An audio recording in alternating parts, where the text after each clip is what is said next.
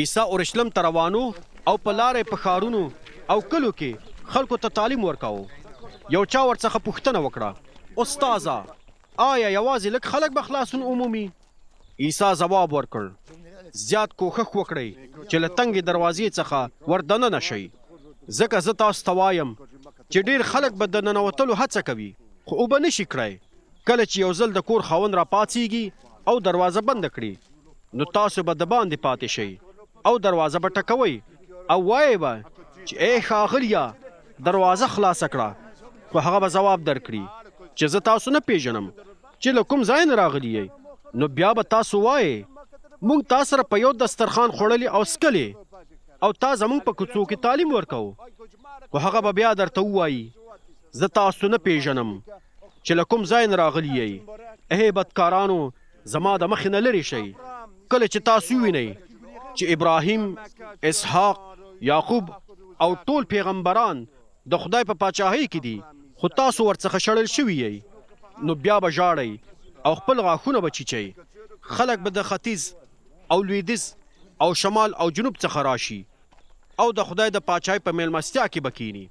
څوک چې اوس وروستي دي هغوی به اول شي او څوک چې اول وي هغوی به وروستي شي.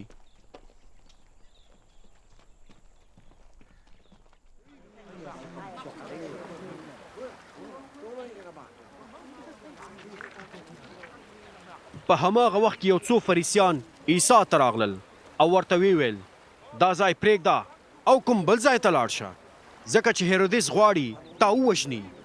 عیسی هغوی ته وویل لاړ شئ او هغه ګیدړ ته ووایئ چې زه نن او سبا پیریان وباسم او خلک روغوم او په درېیمه ورځ به خپل کار پای ته ورسوم.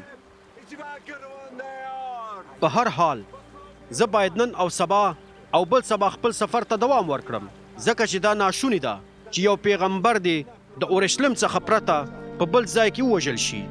ای اورشلیمه، ای اورشلیمه، ای هغه ښاره چې پیغمبران وژنې او کوم کسان چې د خدای لخوا درلیږل کیږي هغه سنګساروي. ما څو ځلې وغوښتل چې ستا خلک داسې سره راټول کړم لکه چرګه چې خپل بچي د خپلو وزرونو لاندې راټولوي، خو تا ونه غوښتل. ګوره ستاسو کور تاسو ته خالي پرېښودل کیږي. زه تاسو ته وایم چې نور به ما تر هغې ونه وینئ تر څو هغه وخت راشي چې دا ووایې مبارک دی هغه څوک چې د څښتن په نوم راځي.